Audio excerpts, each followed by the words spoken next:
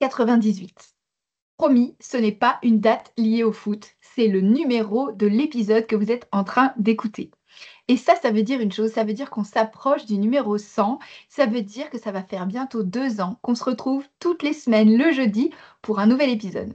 Donc je voulais tout d'abord vous remercier pour ça, parce que je suis tellement fière, tellement contente de pouvoir vous retrouver chaque semaine plus nombreuses, le jeudi donc, pour un nouvel épisode de podcast. C'est un vrai plaisir de vous retrouver chaque semaine. Et pour fêter cet événement, les épisodes 98, 99 et bien entendu 100 sont des épisodes exceptionnels. Vous allez pouvoir découvrir 3 femmes qui m'inspirent au quotidien et on commence aujourd'hui avec Cindy Séchaud. Cindy Séchaud, c'est ma mentor dans la classe Orange de la BSB, mais c'est aussi une superstar d'Instagram. Ça ne veut pas dire qu'elle a des millions de followers, mais ça veut dire qu'elle a craqué le code, elle sait comment fonctionne l'algorithme et elle s'est donné pour mission d'aider un maximum d'entrepreneurs à utiliser Instagram comme levier. Donc autant vous dire que je suis sûre que cet épisode va beaucoup vous inspirer. Non seulement parce que sa solution est géniale et je le sais pour la tester et l'appliquer depuis plusieurs semaines, mais aussi parce que c'est une femme chef d'entreprise qui a un parcours hyper intéressant. Je ne vous en dis pas plus, le titre de l'épisode L'art de se planter pour réussir vous donne déjà des indices. Alors, assez parlé, place maintenant au générique avant de retrouver Cindy. À tout de suite. Bonjour et bienvenue dans le podcast Happy Personal Shopping. Je suis Maïté Despréaux, bulle de mode, mentor business spécialisée dans l'accompagnement des conseillères en images et personal shoppers débutantes. Forte de plus de 15 ans d'expérience comme personal shopper, j'ai le plaisir de vous guider pour vous lancer dans cette activité passion. Dans ce podcast, nous aborderons 4 grandes thématiques pour vous aider à démarrer et à exercer sereinement. Première, la stratégie et l'organisation. Des conseils pratiques pour développer votre activité tout en préservant du temps pour vous. Deuxième, l'état d'esprit entrepreneurial. Je vous donnerai les clés indispensables pour bâtir une entreprise solide et durable. Troisième thématique, le savoir-faire métier. Tout ce qu'il faut maîtriser pour asseoir votre expertise et devenir une véritable professionnelle. Et enfin, les inspirations, des idées en matière de business et de style pour nourrir votre créativité, enrichir vos connaissances et mieux accompagner vos clients. Si tout cela vous plaît, alors commençons tout de suite avec l'épisode du jour. Eh bien, bonjour Cindy, je suis ravie de t'accueillir dans le podcast. Hello, écoute, c'est un grand plaisir pour moi d'être là avec toi aujourd'hui. Merci d'être avec nous et de prendre du temps. Je sais que c'est la fin d'une période un peu compliquée pour toi à organiser, donc vraiment merci de prendre ce temps-là. Juste pour dire quelques mots, parce qu'évidemment, je vais te présenter dans l'épisode, mais je voudrais juste redire aux personnes qui nous écoutent que j'ai eu la chance de t'avoir comme mentor dans la BSB et que c'est comme ça qu'on a tout simplement fait connaissance et qu'après, je me suis beaucoup intéressée à ton travail parce qu'il a changé ma vie, mais ça, on en reparlera un petit peu plus tard. Est-ce que tu peux te présenter, s'il te plaît, Cindy? Bien sûr, je vais essayer de faire très rapide. Donc moi, c'est Cindy, j'ai 31 ans, je vis en Suisse, donc s'il y a un petit accent ou un 80 qui passe quelque part, voilà. Je me suis spécialisée depuis quelques années, depuis 2021 maintenant, dans tout ce qui est réseaux sociaux et principalement Instagram, parce que pour moi, Instagram a changé ma vie, vraiment. Ça a été le tournant dans mon business, ça a été le tournant dans mon parcours entrepreneurial. Et du coup, je me suis spécialisée là-dessus et maintenant, j'aide les entrepreneurs, les freelances, prestataires de services à vraiment développer leur business sur ce réseau-là ou grâce à ce réseau-là principalement. Voilà, mais je viens du domaine du graphisme et du web à la base. Donc, c'est comme ça que j'ai commencé. Ça fait depuis 2019 que j'ai mon entreprise et depuis 2021 que je suis à 100% indépendante. Donc, voilà un petit peu pour le résumé du parcours de départ. Super clair en tout cas. Et alors pour le coup, quand on parle de clarté, quand on regarde ton feed Insta aujourd'hui, tout a l'air super fluide et pro, mais c'était quoi la réalité au moment où tu as lancé ton entreprise? Ah, c'était pas du tout ça. C'était pas du tout ça. Pour te dire, pour la petite anecdote, ça fait plus de 10 ans maintenant, voire même 15, que je suis sur Instagram, les réseaux, et j'ai commencé en tant que blogueuse beauté. J'ai été dans le monde des blogs beauté avant que YouTube ait de la monétisation, avant que ça en soit un métier. J'avais une chaîne YouTube, donc un compte Instagram lié, etc. Et donc, j'ai toujours eu un petit peu cet attrait pour les réseaux. Et au moment où je me suis lancée en tant qu'entrepreneuse, je ne l'ai pas du tout fait. Genre vraiment, c'était mon logo, les résultats clients, donc portfolio vraiment avec les sites que je faisais.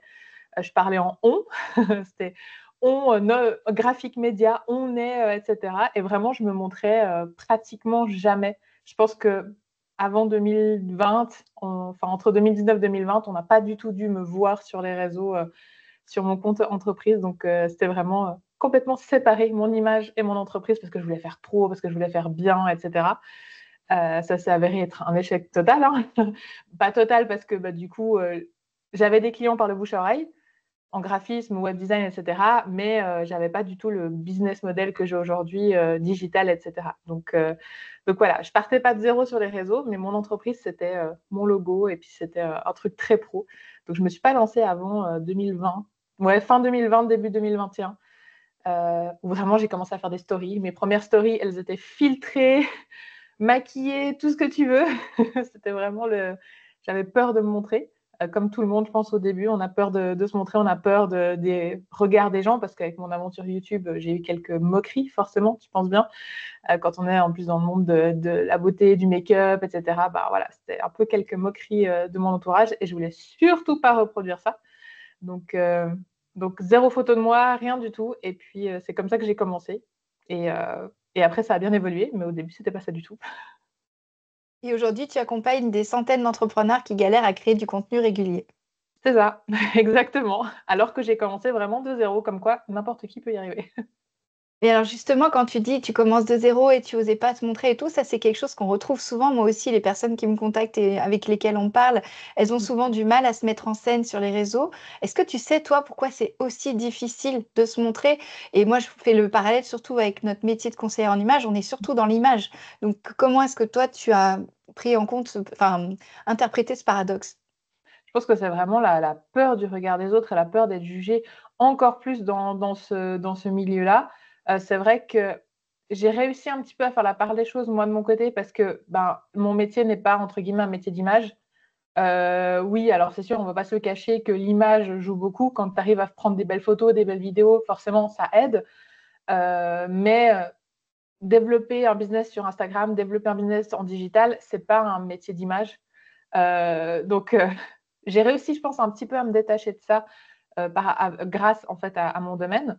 Mais je pense que vraiment, les personnes qui sont justement dans ton domaine à toi, c'est vraiment le côté peur du regard des gens, mais encore plus peur du jugement par rapport à qui on est, mais aussi à ce qu'on fait. Parce que finalement, il y a toujours cette petite crainte de se dire si ça ne plaît pas. C'est un peu comme le syndrome de l'imposteur dans n'importe quel autre domaine, quoi. Quand quelqu'un, je ne sais pas, dans les coachs ou comme ça que j'accompagne, il y a souvent oui, mais je ne suis pas encore assez calée sur le sujet, oui, mais j'ai pas encore assez Il y a ça d'expérience, aussi. etc.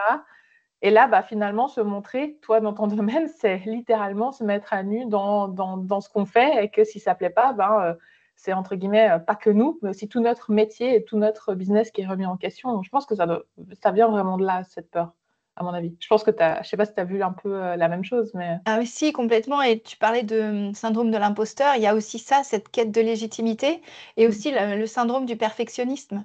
Parce que oui. pour le coup, tu as toujours envie que ce soit nickel, alors par peur du jugement des autres, mais aussi par crainte de ne pas être assez légitime et d'être trop débutante, en fait, entre guillemets. Comment toi, tu as géré le problème enfin, en tant que toi? Ouais. Faut savoir que j'ai jamais fait de grandes écoles de marketing, de grandes écoles de je ne sais quoi. D'ailleurs, je suis même pas sûre qu'il existe une grande école d'Instagram, hein. Non, je crois Sinon, pas ça se non plus. saurait. Mais même des études de marketing. Alors, j'ai un métier de base dans le graphisme, etc. C'est un métier qui existe qu'en Suisse d'ailleurs. Ça s'appelle médiamaticien, si jamais pour l'info. Et, Médiamaticien, médiamaticien. Et du coup, tu as j'avais jamais entendu. un mélange entre du graphisme, de l'informatique pure. Donc, genre, j'ai démonté et remonté des ordinateurs avec tous les composants, etc., les câbles et tout. Et tu as une partie aussi marketing, administratif. Donc, vraiment, c'est un incubateur entrepreneur, hein, ce métier, vraiment. Sauf que c'était il y a 15 ans. Donc, le marketing, d'ici là, a changé. J'ai retrouvé mon travail de fin d'études que j'avais fait. C'était vraiment comment les réseaux sociaux peuvent développer un business. Littéralement, il y a Énorme, 15 ans, je parlais de ça. Sauf que génial, pas du tout rien à aligné voir. avec ce qui se passe aujourd'hui. Et du coup, quand on voit que ça change tellement, on se dit, en fait, même si j'avais fait une école de marketing ou je sais pas quoi il y a 10 ans, aujourd'hui, je serais obligée de réapprendre les choses, de me reformer, voilà, d'être autodidacte. Et donc, du coup, en étant quasiment autodidacte, parce qu'il y a 15 ans, on n'avait pas de cours sur les réseaux sociaux, donc je peux presque dire que je suis quasiment 100% autodidacte dans le domaine, tu tu as toujours ce syndrome de l'imposteur et aujourd'hui encore, je l'ai et je me compare aux autres quand il y a d'autres personnes qui ont plein d'abonnés sur Instagram ou comme ça. Moi, dans mon domaine, c'est vrai que c'est un truc qui compte parce que ça fait un peu la preuve sociale, disons, quand tu es coach Insta et que tu as Le beaucoup d'abonnés. prestige. Ouais. Voilà, ça fait le prestige. Et quand on a qui sont beaucoup plus loin que moi, qui postent des trucs, je me dis, ah ouais, mais lui, il est vachement plus pertinent que moi, etc. Donc ça ne part jamais. Il faut vraiment s'enlever de la tête qu'à un moment donné, ça part parce que ça ne part jamais. Et comment est-ce que j'essaye un peu de passer au-dessus, c'est qu'au final, je me dis que moi, j'ai ma façon de voir les choses. Elle va marcher pour certains, elle ne va pas marcher pour d'autres. En fait, on est dans des domaines où, clairement, on n'est pas des médecins. Donc, on n'a pas la vie ou la mort de quelqu'un entre nos mains. Et si on se plante ou si on a une façon de voir les choses ou une façon d'aimer les choses pas la même que d'autres personnes, c'est pas grave et on finira par toucher les bonnes personnes. C'est même mieux, quoi, finalement. C'est même mieux. Donc voilà un Ça peu comment moi je m'aide de ce côté-là.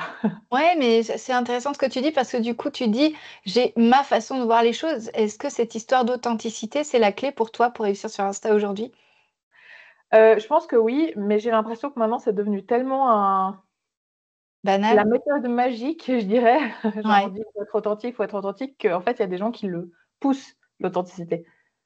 Et ça, du coup, ça fait un peu l'effet inverse où quand c'est trop, tu sens que c'est trop. Donc oui, mais enfin, faut vraiment prendre l'authenticité comme rester soi-même, en fait. Pas forcer un trait, pas forcer quelque chose, vraiment juste rester soi-même. Il faut s'imaginer qu'en fait, quand tu rencontres les gens en vrai, ils puissent se dire: «Ah mais en fait, tu es la même personne sur les réseaux qu'en vrai». Et ça, je pense que c'est le truc qui me fait le plus plaisir qu'on me dise, le meilleur des compliments qu'on puisse me faire quand on me voit en vrai, c'est de me dire: «Ah mais en fait, tu es la même que sur les réseaux». Voilà. C'est ce que toi tu Des fois un recherches? peu plus timide, au début, mais au final après, voilà, la même, c'est ça. Ouais, c'est important cette authenticité-là, enfin le fait de dire qu'on est soi-même, parce que les gens au final, au-delà d'acheter un service, ils achètent une personne au final. C'est ce que Ouais. tu ressens toi aussi? Ouais, c'est ça, parce qu'au final des coachs Instagram, il y en a des dizaines et des dizaines, des personal shoppers, il y en a des dizaines et des dizaines, des conseillers en images, il y en a des dizaines et des dizaines, donc finalement, qu'est-ce qui va faire en sorte que quelqu'un te choisisse toi et pas quelqu'un d'autre? Ben, ça va être, ta personnalité, hein. C'est pas ton logo, c'est pas, les valeurs de ton entreprise, c'est toi finalement. Qu'est-ce que toi tu dégages? Est-ce que la personne se reconnaît dans ton histoire? Est-ce que la personne se reconnaît dans ton parcours, dans ton style aussi finalement, vous dans votre domaine, c'est est-ce que la personne se reconnaît dans votre style, voilà, tu vois? Ouais, Au-delà de toutes les compétences, techniques et cetera qu'au final, à partir du moment où tu es formé et que tu es, tout le monde les a. voilà, c'est ça, tu les as et après c'est comment tu les mets en pratique, toi avec tes clients, quoi. Mmh. Carrément. Est-ce que, le fait d'être soi et d'être vraiment soi, sans trop forcer comme disait le trait, ça se retrouve aussi dans ton offre de produits et de services à ton avis? Ça peut, clairement ça peut. De toute façon, que ce soit dans tes produits, dans tes services, dans ta manière de faire, dans ta communication, plus tu vas te démarquer, plus tu auras des chances finalement de sortir du lot. Après, attention, je mets toujours un petit attention à ça, c'est que, hem, plus tu vas aussi réinventer les choses, moins tu auras d'exemples que tu pourras suivre, moins tu auras de personnes qui seront peut-être entre guillemets «passées par ce chemin-là» avant toi et frayer vraiment un chemin dans la foule du digital, dans le monde de l'entrepreneuriat, ça peut être une sacrée galère et donc l'idée, ça serait de faire ce qui est, selon moi, en tout cas quand tu débutes, en plus, si après ça fait des années que tu es là et que tu veux te réinventer, bon, c'est encore autre chose. Tu as une base de clientèle, tu as des gens qui te suivent, tu as une communauté et cetera.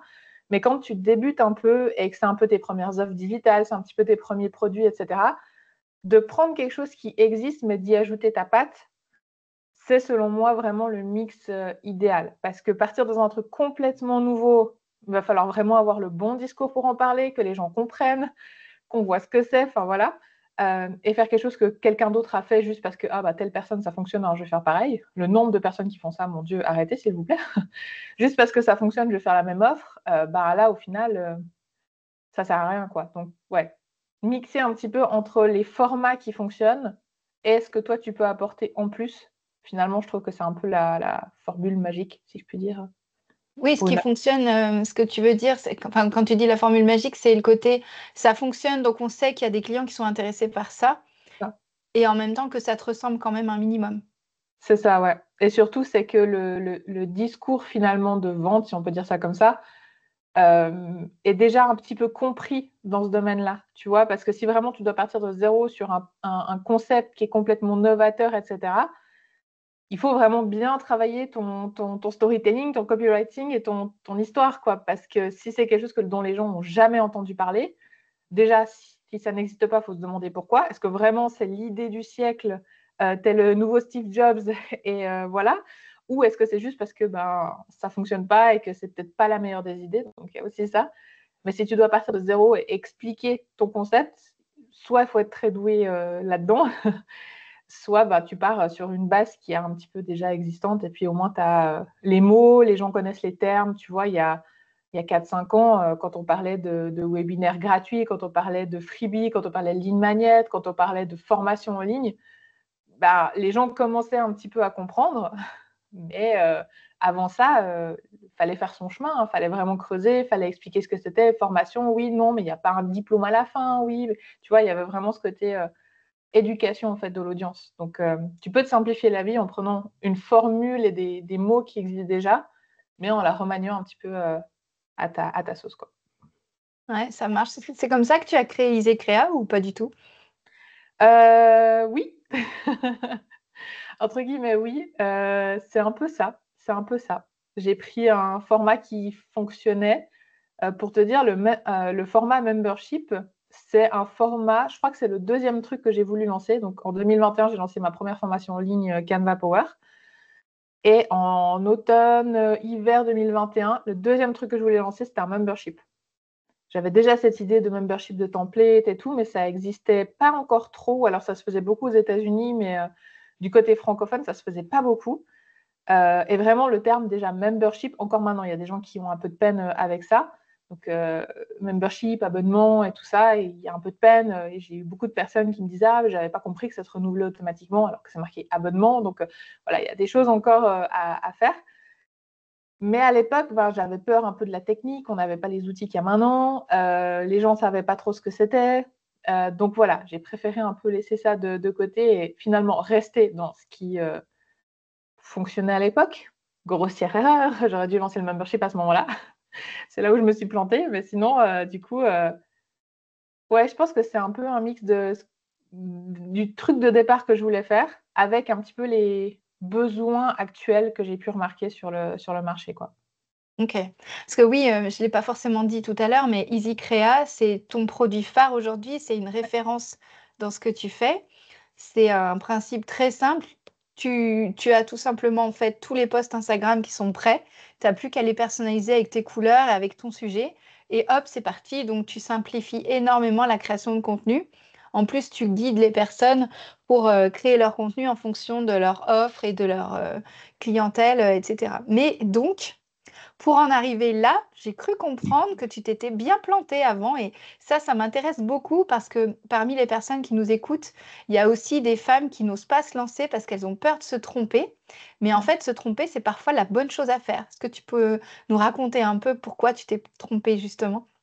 Ouais, vraiment, en fait, moi, j'ai un mot d'ordre dans mon business, c'est à partir du moment où j'ai une idée, que j'estime qu'elle est pas trop mal et que j'ai vraiment pesé un peu le pour, le contre, que j'ai analysé le marché, je la fais.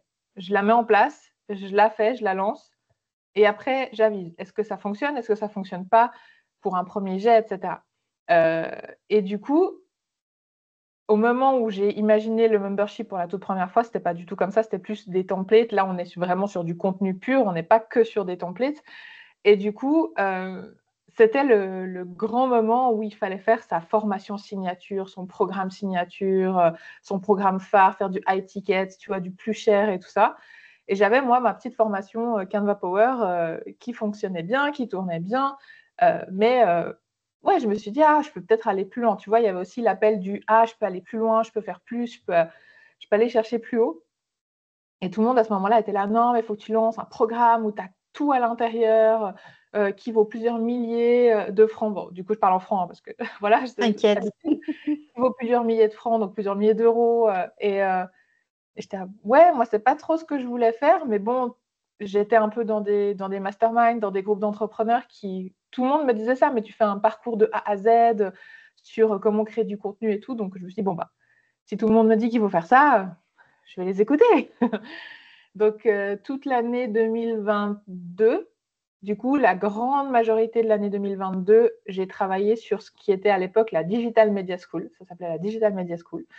Où l'idée, c'était vraiment d'avoir un espace en ligne où tu pouvais avoir tu pouvais prendre soit des modules que tu souhaitais, suivant ce que tu voulais, la base du business, Canva, trouver des idées de contenu. Bref, il y avait plein de modules. Ou alors, tu pouvais prendre le parcours complet et avoir le tout, quoi. Donc, trop bien, je prépare ça, je tourne toutes les formations. À l'époque, je m'entoure d'une équipe. Donc, j'avais 3 personnes qui travaillaient avec moi, donc 3 freelances à rémunérer en même temps. Et du coup, vraiment, on travaille là-dessus tout 2022. Moi, j'étais persuadée que ça allait fonctionner, etc., etc. On lance en septembre. J'ai fait 6 ventes. Alors, c'est pas rien, on est d'accord. C'est du programme complet, finalement. Offre de lancement, webinaire de lancement. Bref, j'avais fait une identité visuelle à part. J'avais fait un nouveau compte Instagram. Je m'étais vraiment donné. Et j'ai fait 6 ventes. Alors que c'était le travail de presque toute une année. Ce qui représente moins de 10 000 euros de chiffre d'affaires en ayant tous mes prestataires à payer, etc., etc. Donc, on peut considérer ça comme un gros échec. Alors, les 6 personnes, après, je les ai suivies, on a fait les choses, enfin, c'était génial.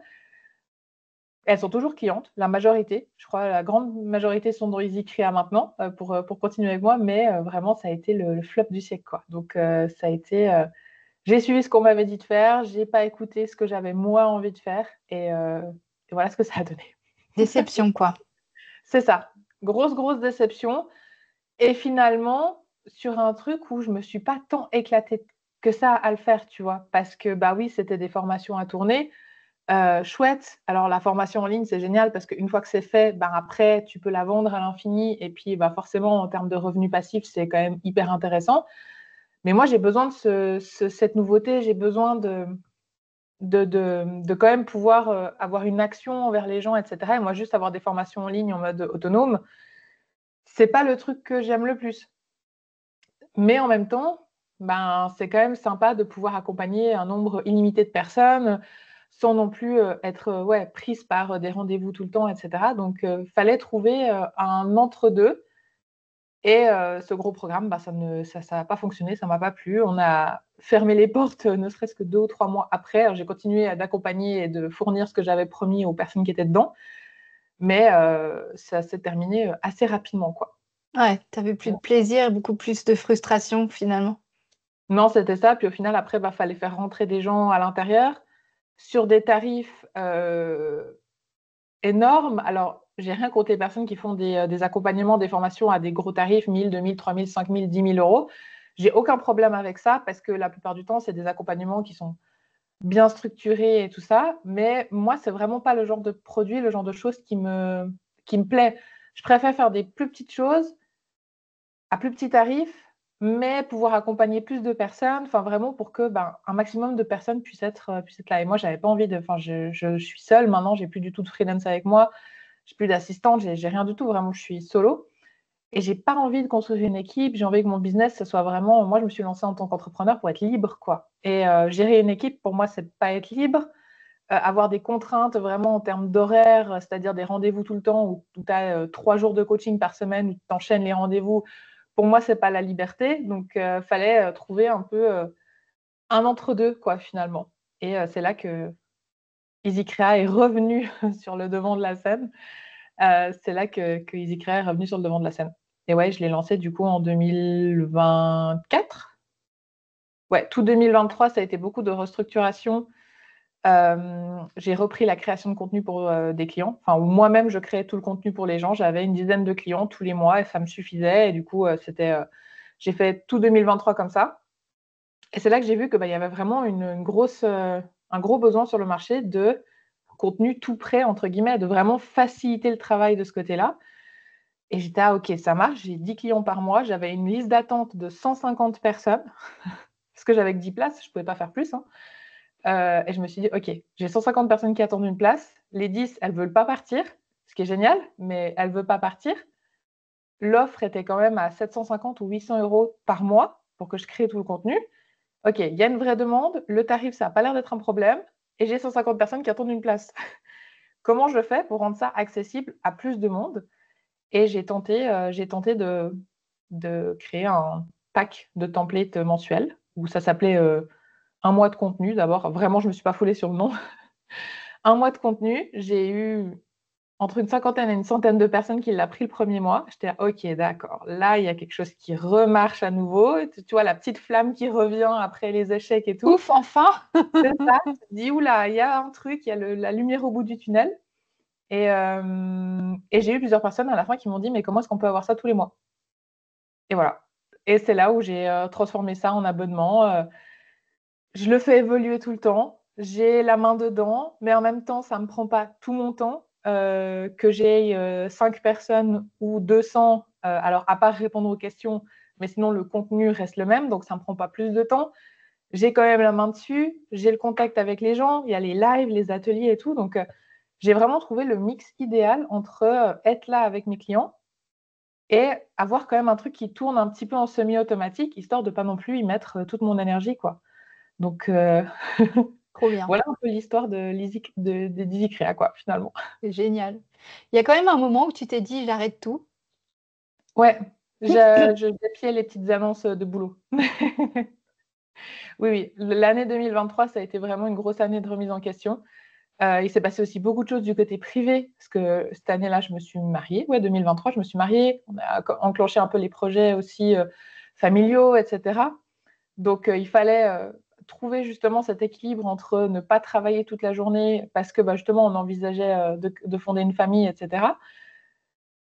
Voilà, c'était un moment donné où je me suis dit, ok, là, la trésorerie, elle descend, elle descend, elle descend, elle descend. Elle était déjà très basse de base, donc elle descend, elle descend.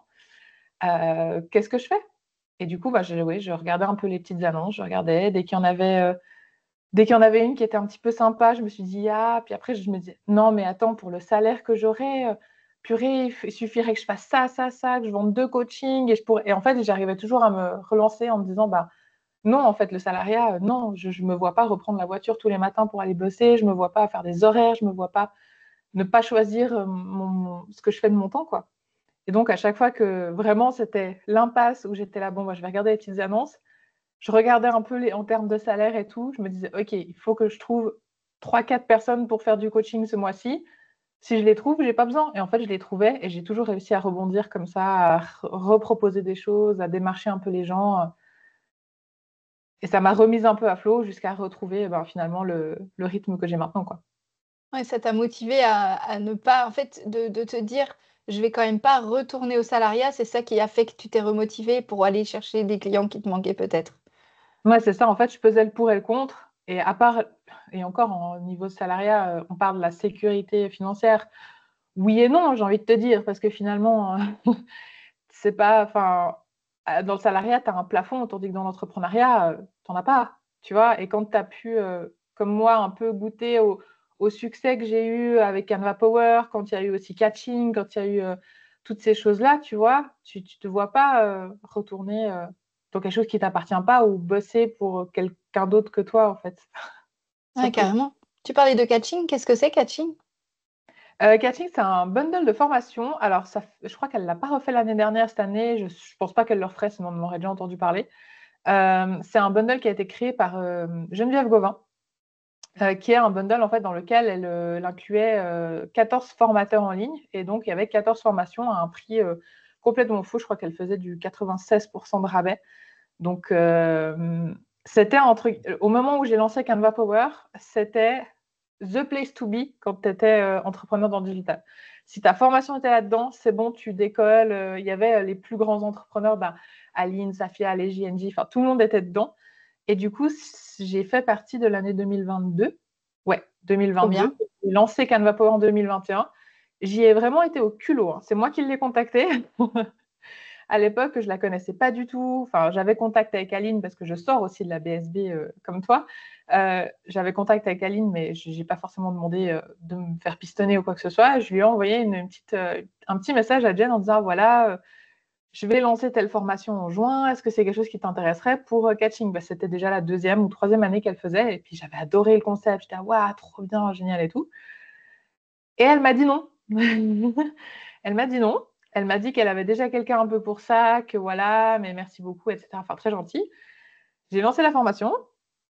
Ça a cartonné. Ça a commencé à faire un petit peu de bruit, etc. Et je suis retournée vers elle en disant, bah, écoute, voilà, je sais que tu m'avais dit que tu avais déjà quelqu'un. Je voulais juste te montrer les résultats pour te montrer que bah, la formation plaît, la formation fonctionne, qu'elle commence un peu à faire son petit bonhomme de chemin. Et je pense que les chiffres l'ont impressionnée. Je sais qu'elle regarde beaucoup aux chiffres aussi et tout. Et après, elle me dit, OK, bah go, allons-y, quoi. Et c'est comme ça que j'ai eu Canva Power dans Catching 2022, si je ne me trompe pas. Ouais. Trop bien. Et du coup c'est 3000 personnes qui ont acheté le bundle, donc 3000 personnes qui sont passées dans ma formation, qui ont testé mes méthodes et qui après ont pu soit redevenir clients d'autres choses derrière, soit juste apprendre à me connaître, quoi, finalement. Génial. Tout ça grâce Ouais. au culot, en fait. Vraiment au culot. Et on m'a dit non et j'y suis retournée parce que vraiment, je croyais en mon produit, je croyais en mon concept et il y avait les résultats derrière. Donc, j'étais go, quoi. Enfin, je risquais rien à part un 2e non. Et au pire, c'était pas grave. Ça fait mal à J'adore. l'ego de prendre des noms, mais c'est tout ce que ça fait. Oui, c'est ça. Et puis, on ne sait jamais. En fait, moi, je dis à mes enfants, le nom, tu l'as déjà, donc demande quoi. Ouais, c'est ça. Excellent. Exactement. Bon, je pense qu'avec les enfants, quand ils te demandent 2-3 fois, mais que tu as déjà dit non, ça doit être un peu différent. Mais dans l'entrepreneuriat, un non, ce n'est pas forcément définitif. Ça veut juste peut-être dire pas tout de suite. Ah, pour les enfants aussi, hein, des fois, c'est ça. Mais c'est une belle expérience. En tout cas, je crois que c'est inspirant le fait de se dire que c'est pas grave si la première fois tu te plantes. Tu peux Ouais. recommencer. En fait, il y a rien de définitif et même parfois on dit non parce qu'on est poli en fait. Ouais. Mais ça peut tout à fait être intéressant par la suite. Donc c'est une belle leçon en tout cas. Ouais. Et Euh, de toutes ces années, donc 2022, 2020, enfin 2021, depuis 2021 que tu es sur ce projet-là, c'est quoi le plus bel apprentissage que tu aies eu? je pense que c'était ça, vraiment d'y aller au culot, hein. Et vraiment le côté ne pas avoir peur de demander, ne pas avoir peur d'oser, ne pas avoir peur de faire les choses, quoi, de tenter. Parce qu'au final, tu apprendras toujours plus et tu auras toujours plus de résultats, que ce soit en termes d'apprentissage, de chiffres, de tout ce que tu veux, tu auras toujours plus de résultats en faisant les choses, en demandant, en osant, qu'en restant derrière ton écran à rien faire et à peaufiner, à te dire oui, mais est-ce que c'est assez bien, est-ce que c'est pas bien, est-ce que machin. Lance-toi. Si c'est bien, tu le verras. Là, quand j'avais fait le 1 mois de contenu, je me suis dit, OK, ça refonctionne, il y a un truc, comment est-ce que je peux l'adapter? De rebondir, surtout de jamais rester figé, de toujours rebondir. Ça, c'est vraiment un truc qui est indispensable quand on est entrepreneur. C'est il y a un truc qui ne marche pas. OK, pourquoi? Comment est-ce que je peux améliorer ça? Comment est-ce que je peux changer? OK, là, il y a un truc, ça a l'air de bien fonctionner. Comment est-ce que je peux l'amplifier aussi derrière, tu vois? Ouais, je pense que c'est vraiment ça. Le fait de rebondir, d'oser demander, d'oser aller vers les gens, et de vraiment, de passer à l'action, en fait. Parce qu'un projet, si tu le mets pas en concrétisation, qu'est-ce que tu risques? Qu'est-ce que tu risques? Et Tu tu as tout risques à y plus à gagner. jamais le lancer qu'à le lancer, quoi, finalement. Ouais, Donc, puis tu as tout à y gagner derrière si ça fonctionne, en fait. ça. Si ça fonctionne, génial. Si ça fonctionne pas, tu as au moins appris quelque chose et tu peux essayer d'analyser pourquoi, au Ouais, final. carrément. Et Ah, souvent, les raisons de pourquoi ça fonctionne pas, elles sont assez, pas assez logiques, mais souvent, c'est soit parce que, on a communiqué trop tard, on n'a pas bien expliqué, on n'a pas bien ciblé vraiment la problématique, on l'a pas fait pour les bonnes raisons aussi, parce que ça, je sais qu'il y a énormément de personnes qui disent: «Ouais, je vais lancer mon produit digital, ma formation en ligne parce que ça va être de l'argent facile». Si c'était facile, ça se saurait. Voilà, c'est pas parce qu'il y a des gens qui vous font croire que c'est facile et qu'en un claquement de doigts, on peut avoir 10 000 balles tous les mois avec un petit produit à 30 balles. Non, oui, c'est possible, mais ça se fait pas en un claquement de doigts. Et souvent, c'est ça, c'est toujours un peu ce que je remarque. La communication trop tard, le fait de pas prendre ça au sérieux, de pas le faire pour les bonnes raisons et de le faire que pour l'argent, finalement. Euh, et ouais, c'est vraiment le truc qui, chez moi, a toujours fonctionné. C'est quand je l'ai fait parce que j'ai remarqué qu'il y avait un besoin, que je l'ai testé sur un petit groupe de personnes ou que je l'ai fait pendant en one-one un certain temps. Et ensuite, je me suis dit, OK, là, il y a un besoin. Comment est-ce que je peux l'étendre plus loin et le faire et en faire profiter plus de personnes? Canva Power, ça a été ça. J'étais graphiste et je me suis dit, j'en ai marre que les gens fassent des visuels tout pourris. J'ai envie de leur apprendre à utiliser un outil facile. Comment est-ce que je peux, au lieu de juste moi faire les visuels, faire des trucs, leur apprendre à faire eux-mêmes? Bam, ça a marché. Et EasyCrea, pareil. J'ai pris des clients en one-one, j'ai fait pour eux, OK, vraiment, ça fonctionne, il y a des résultats et en plus, ça leur simplifie la vie. J'essaie sur une plus grande échelle, ça fonctionne, et ben je le mets plus loin.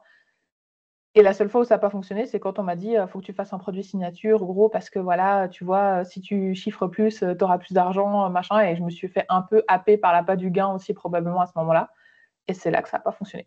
Donc, Ouais, tu le faisais bien, pour l'argent. c'est ça, exactement.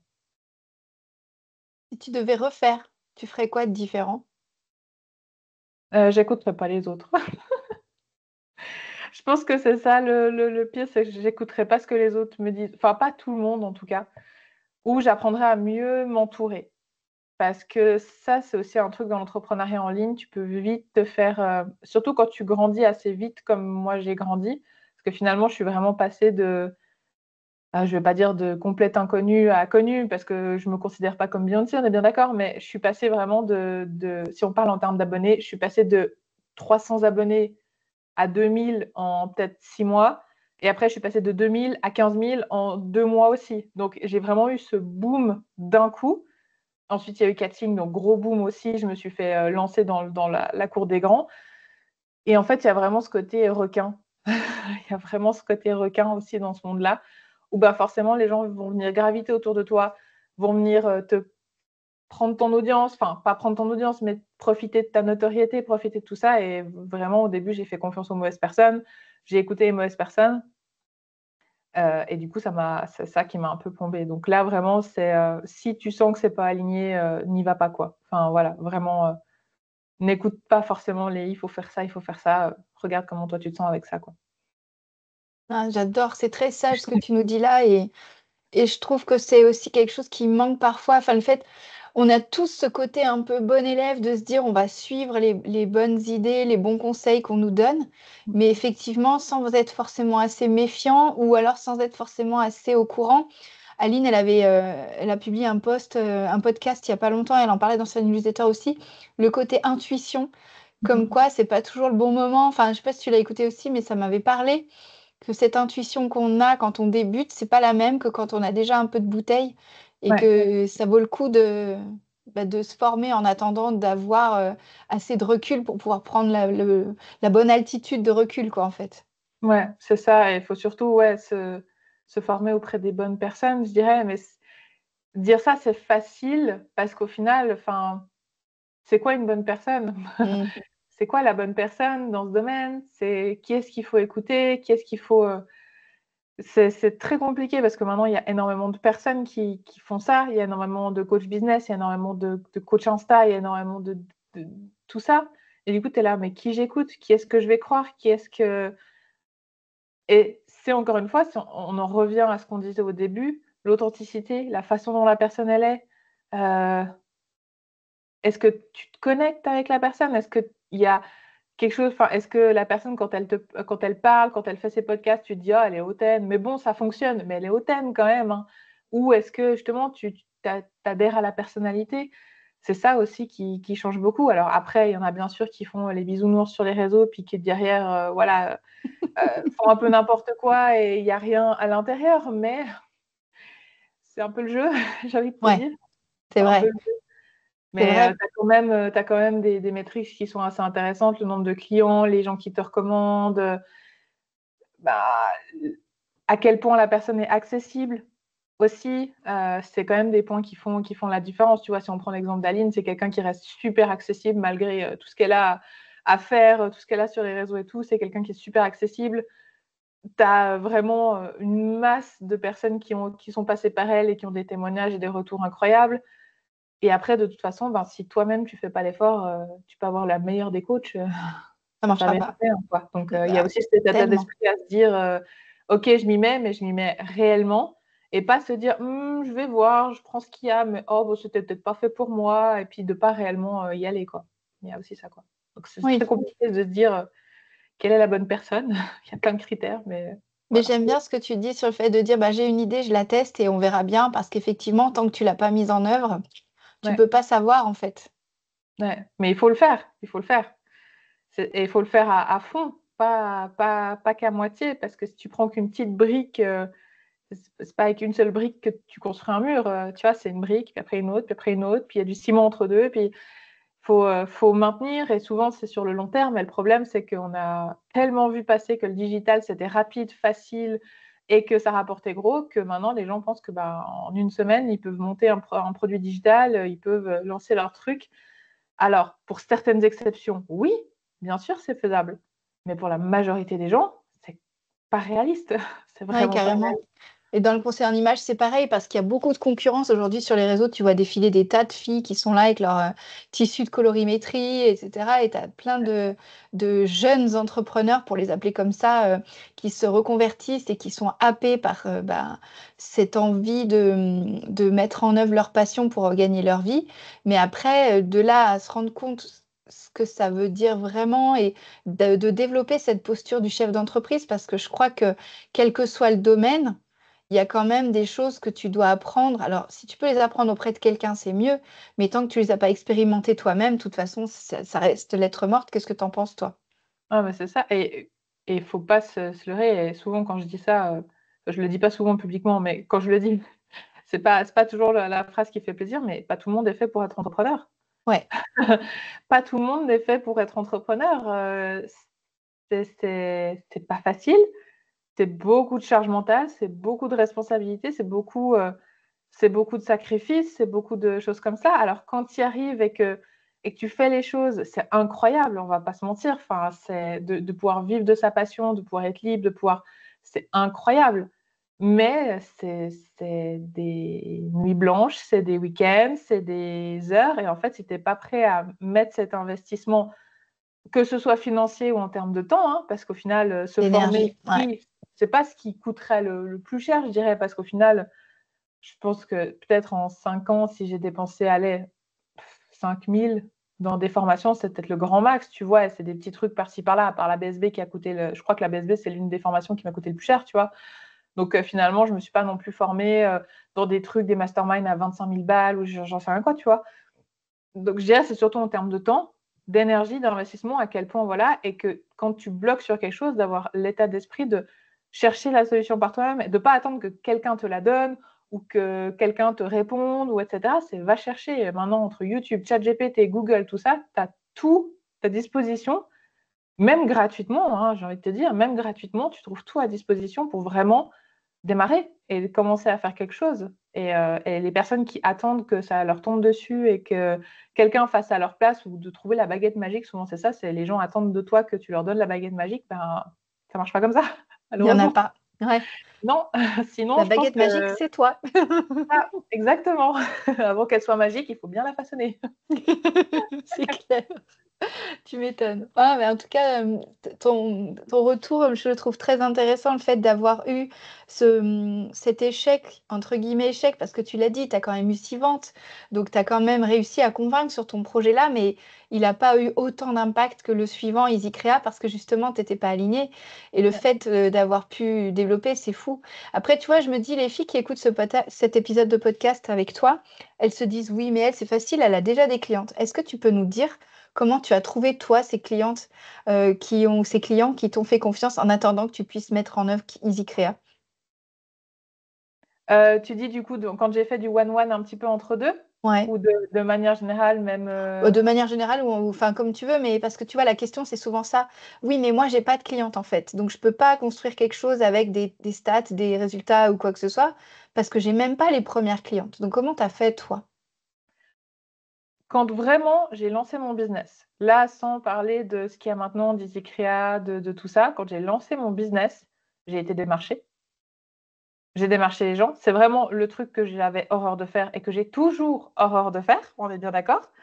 Fort heureusement, maintenant, j'ai plus forcément besoin. Et encore, quand on est dans des mois un peu creux, le mois de... C'était là, fin septembre, il y a eu le challenge, mais avant, il y a eu un petit moment de creux. Bah, si j'ai besoin de renflouer un peu la trésorerie dans des moments de creux, je vais démarcher les gens. Ok, oui, il y a certains moments où je peux faire une story, etc. Mais encore là, avec EasyCrea, c'est pas forcément le truc le plus simple du monde à vendre. Si j'ai besoin, bah, je vais démarcher des gens et j'essaie de vendre du one-one. C'est-à-dire que là, en l'occurrence, moi, j'ai un principe d'audit Instagram qui tourne aussi. Je ne le mets pas trop en avant parce que ce n'est pas ce que je veux mettre en avant principalement. Mais quand j'ai un besoin de trésorerie, j'ai une offre où je peux aller démarcher les gens et voilà, et j'envoie des petits messages sur Instagram et je discute et je vais engager avec les gens et je vais papoter et je vais proposer mes services finalement. Derrière tout ça, en général, je vais donner un petit conseil.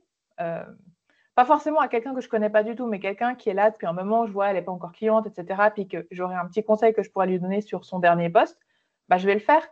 Et après, ça engage la discussion, et souvent, ça vient, oui, mais est-ce que tu fais des analyses de compte et des trucs comme ça? Et puis, hop, et puis j'arrive à en vendre comme ça. Au départ, c'était ça aussi. Quand j'ai commencé en tant que graphiste pour faire des logos et des sites, ben, c'était, j'envoyais des emails aux entreprises de ma région en disant « Ah, je vois que vous n'avez pas encore de site internet, pourquoi, etc. » Puis je prenais des rendez-vous.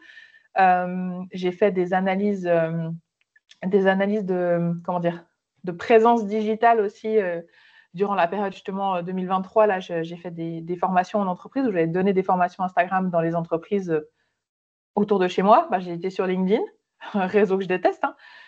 Mais enfin, je déteste pas, mais j'ai un peu de peine. J'ai été sur LinkedIn, j'ai regardé, j'ai envoyé des petits messages en disant oui, bonjour, j'ai remarqué que vous étiez un peu sur les réseaux, je pense qu'il y a vraiment un fort potentiel. Est-ce que je pourrais vous dire en 15 minutes un petit peu ce que je verrais que vous pourriez améliorer. On se faisait un call de 15 minutes, je leur montrais un mini audit de bah là, vous voyez, quand on va sur ce lien-là, ça marche pas, donc les gens ne peuvent pas vous trouver, etc. Et après, je leur vendais une formation d'une demi-journée ou d'une journée dans leurs locaux. Et c'est comme ça que, hop, on se fait un peu connaître, on se fait les premiers clients, on se fait nos premières relations. Euh, Quand on a besoin d'argent, quand on a besoin de commencer, parce que souvent c'est ça le nerf de la guerre, hein, c'est l'argent quand même. C'est comme ça que je fais.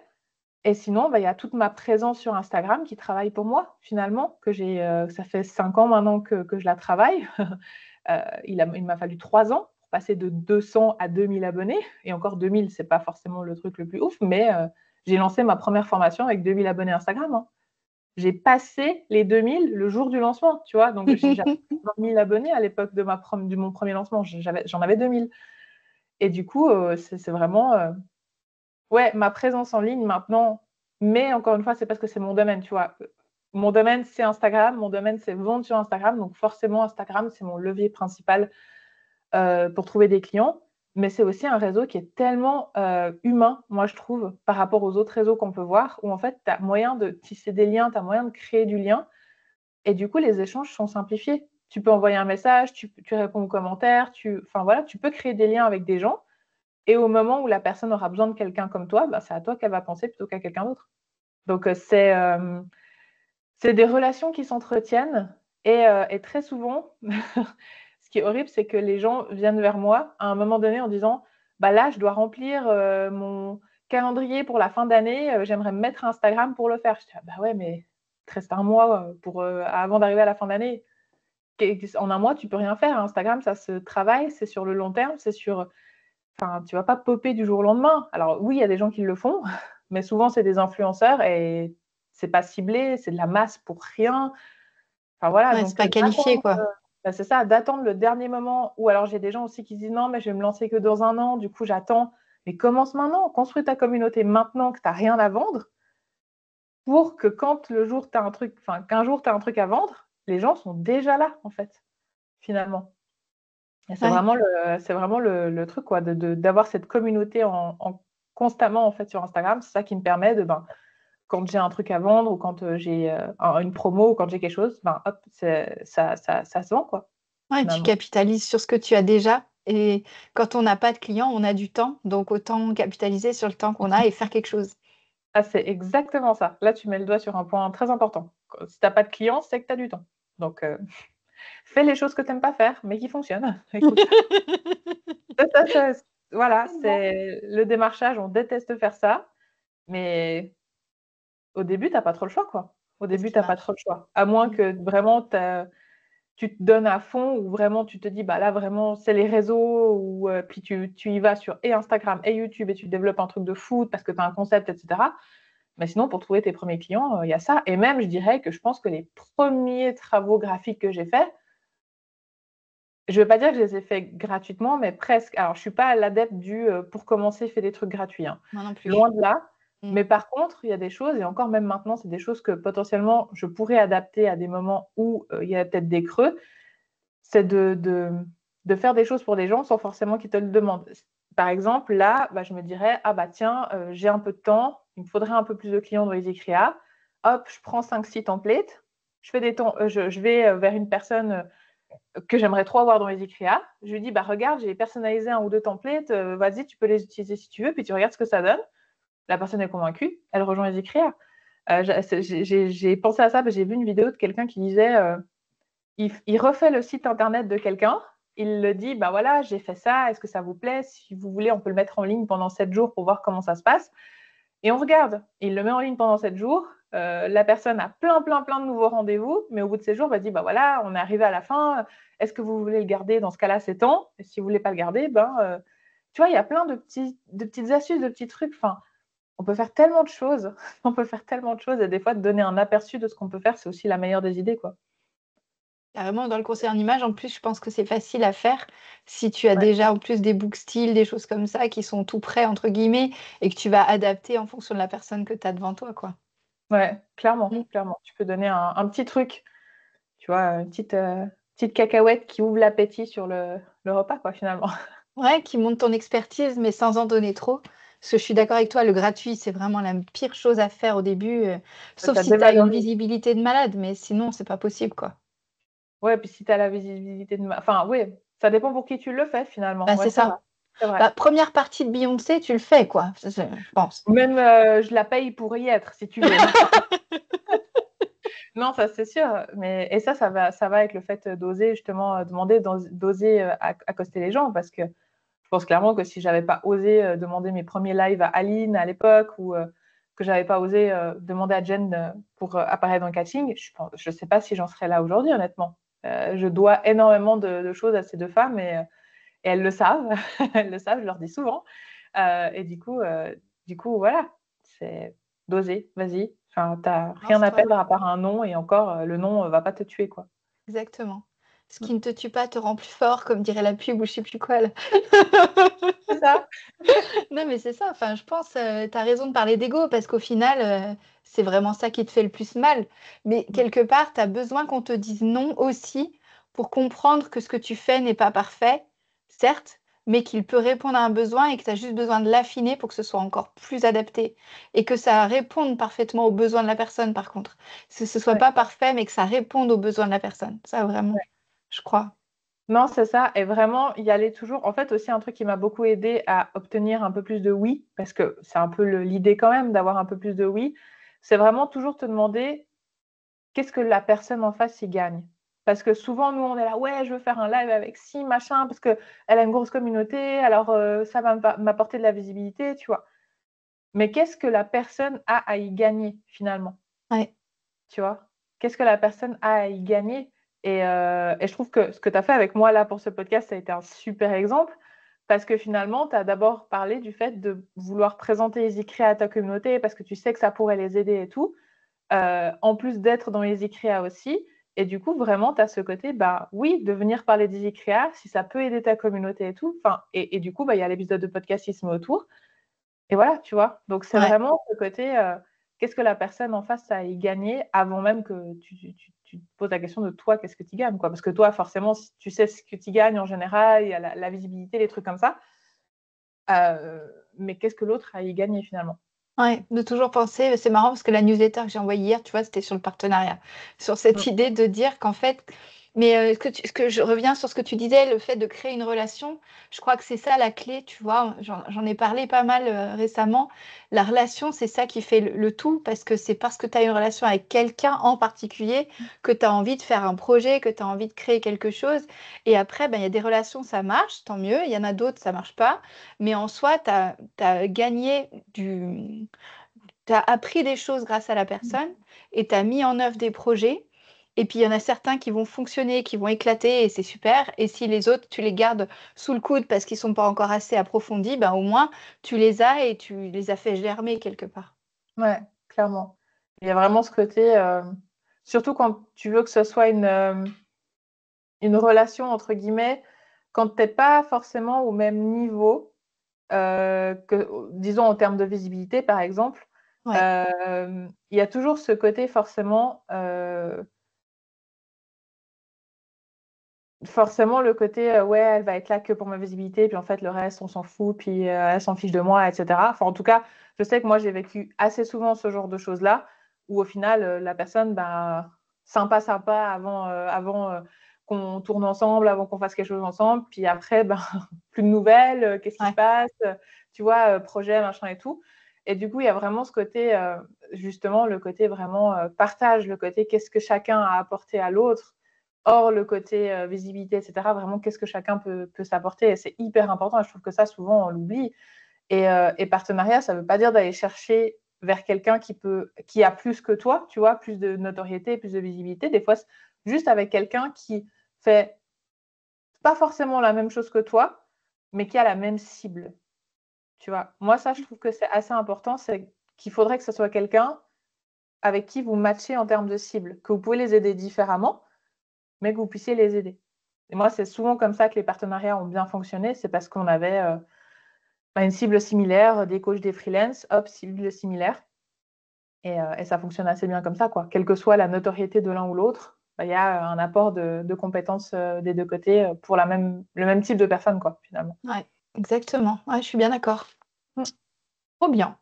Alors, on a passé à peu près 1 heure ensemble. Est-ce que tu aurais, pour terminer, 3 conseils à donner à quelqu'un qui est comme la personne qui nous écoute aujourd'hui, débutante parce qu'elle s'est formée, pas forcément lancée parce que justement elle a plein de blocages dont on a parlé tout à l'heure, le perfectionnisme, le syndrome de l'imposteur, la peur d'être jugée par par son entourage ou par tout simplement, le monde entier avec l'algorithme.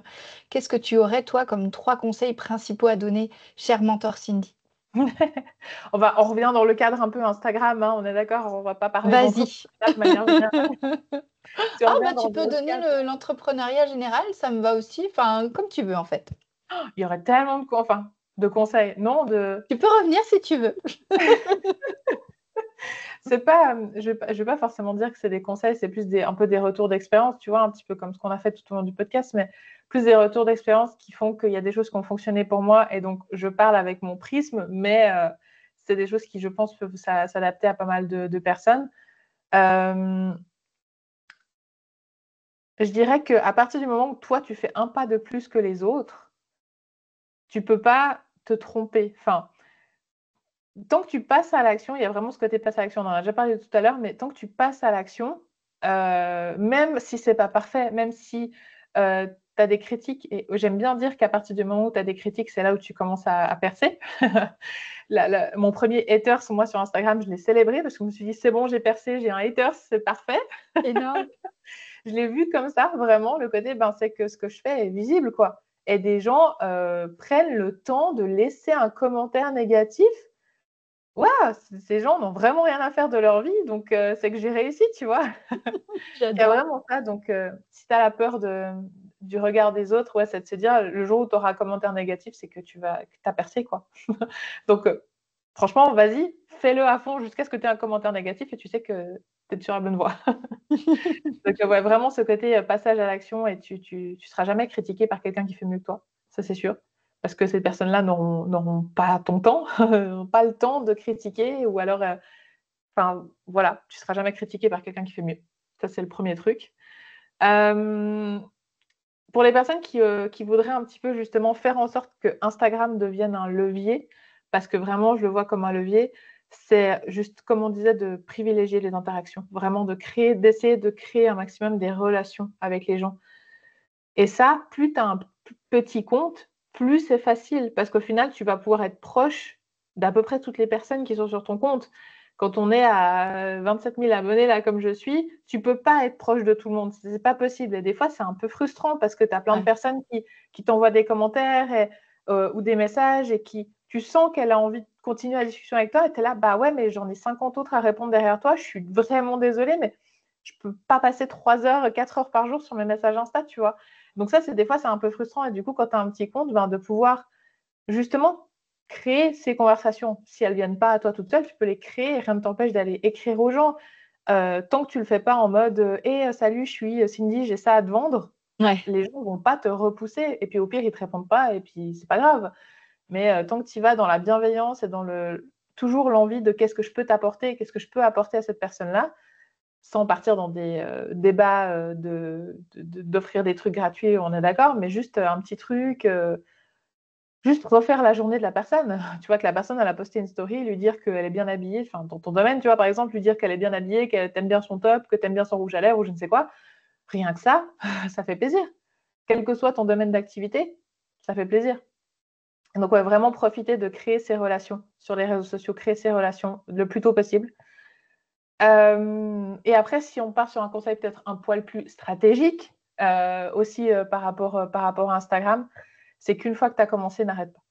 Tu peux faire des pauses, tu peux avoir des moments de mou, tu peux avoir des moments où tu ralentis, il n'y a pas de souci, mais ne stoppe jamais trop longtemps. Vraiment, parce que c'est le meilleur moyen que les gens t'oublient, honnêtement. J'en ai fait les frais moi cette année. Là, les 3 premiers mois de la grossesse, j'ai complètement disparu d'Instagram, vraiment. Et je sens encore aujourd'hui que j'ai de la peine à reprendre le rythme sur l'algorithme parce que forcément, Instagram, son but, c'est que les gens restent dessus. Donc, si toi, tu postes pas, tu fais pas rester les gens, tu es moins mis en avant. Ça, c'est quand même une réalité. Donc, plus tu arrives à être là, cherche pas à faire un post par jour dès le début, quoi. Une fois, 2 fois, augmente petit à petit. Commence 1 fois, commence 2 fois, commence 3 fois. Et voilà, mais vraiment, une fois que tu as commencé, ne t'arrête pas juste parce qu'il y a un échec, ne t'arrête pas juste parce que voilà, parce que tu sais jamais à quel moment ça peut fonctionner. Même maintenant encore, avec presque 30 000 abonnés, j'ai des posts qui font des flops. C'est pas grave, il m'a appris un truc, puis après, il y en a un autre qui marche, puis il y en a 10 qui flopent, puis après, il y en a un qui marche, puis il y en a de nouveau 10 qui flopent. C'est vraiment c'est la vie d'Instagram. Les posts sont comme ça, c'est ça. Tu sais jamais pas vraiment. Le prendre personnellement. Non, c'est ça, vraiment pas. Vraiment, vraiment pas. Et voilà, ce seraient les 3 conseils que je pourrais donner comme ça. Il y a un petit peu de tout. Ah ben écoute, c'est parfait. En tout cas, merci beaucoup parce que pour le coup, tu nous as beaucoup parlé de ta posture d'entrepreneur et ça, c'est un thème cher au podcast. Donc, merci pour ça, Cindy. Et puis, c'était un plaisir de t'écouter. Merci à toi de m'avoir donné la parole sur ce sujet. C'est pas souvent que je peux parler de tout ça. Donc, merci à toi pour cet espace-là. Avec grand plaisir. Profite bien de la fin de ta grossesse. C'est toi qui l'as abordé. Donc, je voulais pas le faire si tu l'avais pas fait. Donc, je te souhaite vraiment de bien en profiter. Et puis, tu es la bienvenue si tu veux revenir en 2026 dans le podcast. On parlera d'autres sujets. Il y aura d'autres problématiques à ce moment-là. Je pense d'autres challenges. Mais... C'est ça, c'est clair. Tu seras une maman preneur. Alors là, c'est encore autre chose. C'est ça, exactement. Je serai une maman et une entrepreneur. C'est ça. Je ne peux pas mélanger les deux. Ouais, carrément. Mais c'est intéressant en tout cas. Ouais, génial. Merci encore d'être venue. Et puis bon, je rappelle aux personnes qui ont envie d'essayer EasyCrea qu'elles peuvent le faire. Je mets le lien dans la description de l'épisode. Et puis sinon, il y a Cindy sur Insta, c'est Graphique Média. Et on peut te retrouver facilement. Enfin, je remettrai l'Insta aussi si jamais les personnes ont des questions à te poser ou quoi. Merci beaucoup, Cindy. Je te dis à très bientôt. Profite bien. Merci. Voilà, c'est terminé. J'espère que cet épisode vous a plu. Je vous recommande d'aller tester le travail de Cindy avec sa semaine d'essai EasyCrea. Le lien est en description. Et je vous donne rendez-vous la semaine prochaine pour l'épisode 99 et une rencontre, une autre femme chef d'entreprise dont le parcours va aussi vous inspirer, j'en suis sûre. Je vous souhaite d'ici là une très belle semaine. Encore merci pour votre écoute et votre fidélité. À la semaine prochaine.